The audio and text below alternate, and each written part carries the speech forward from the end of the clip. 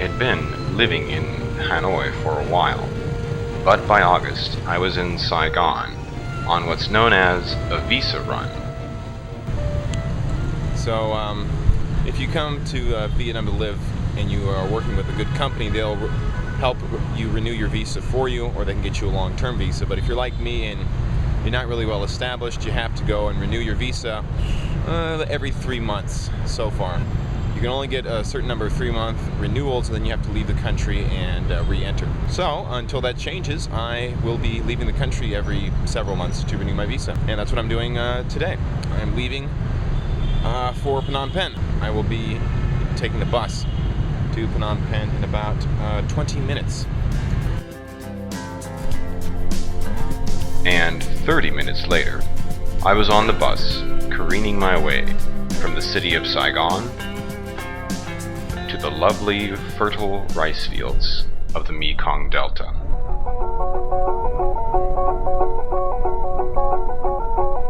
After only a few hours, we were across the border and driving through the floodplain. And finally, we crossed the river itself.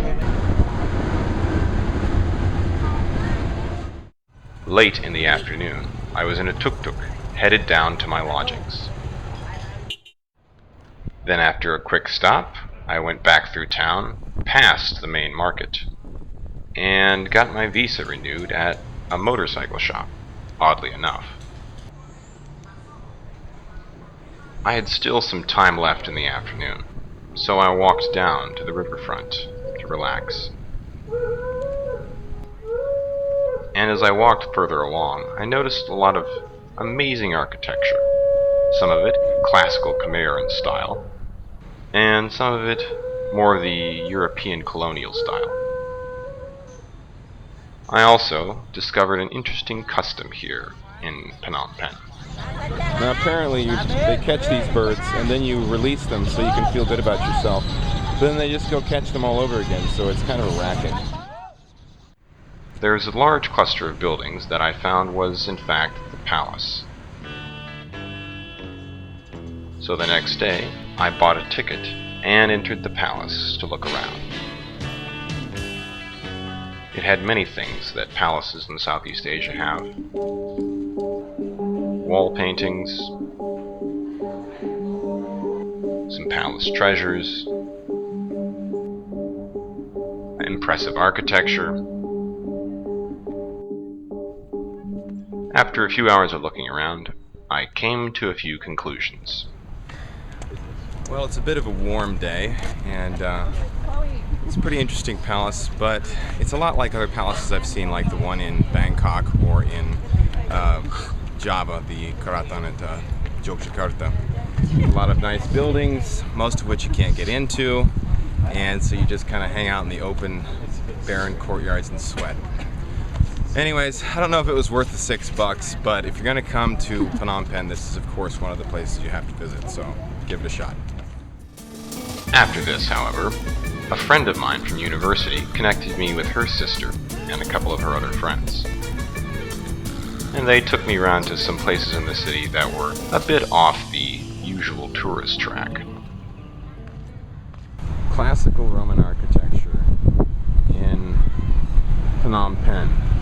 Slightly incongruous, but interesting nonetheless. Eh? Well, not quite what I was expecting.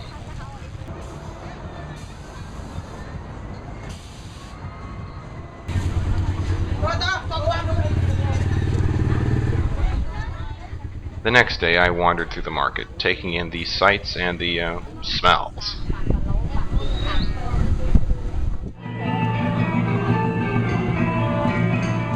Then I stumbled into a temple where they were performing some sort of special ceremony.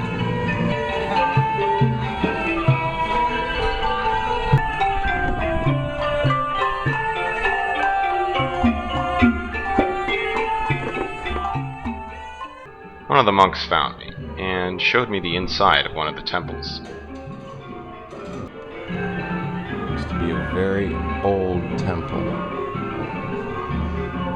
It's Kind of like the temples I used to see in Indonesia. You can see the tool marks on the stone.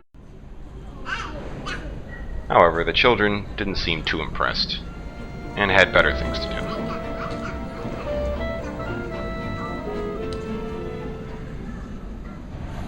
My time in Phnom Penh had been rather enjoyable. However, it was time for me to leave, so the next morning, I was back on my way to Saigon, and then from Saigon, on to Hanoi itself. Well, here I am in front of the Saigon Opera House. I just got done with a 6-hour trip, and I have another 6-hour wait until my flight leaves at about 9:30. And after that, I'll get into Hanoi at about, at least Hanoi the city at about 1 a.m. So it's going to be a long day. I arrived in Hanoi early in the morning, and note to self, next time, work for a company that can help you get your visa done. Could save you a lot of time and expense. Lesson learned.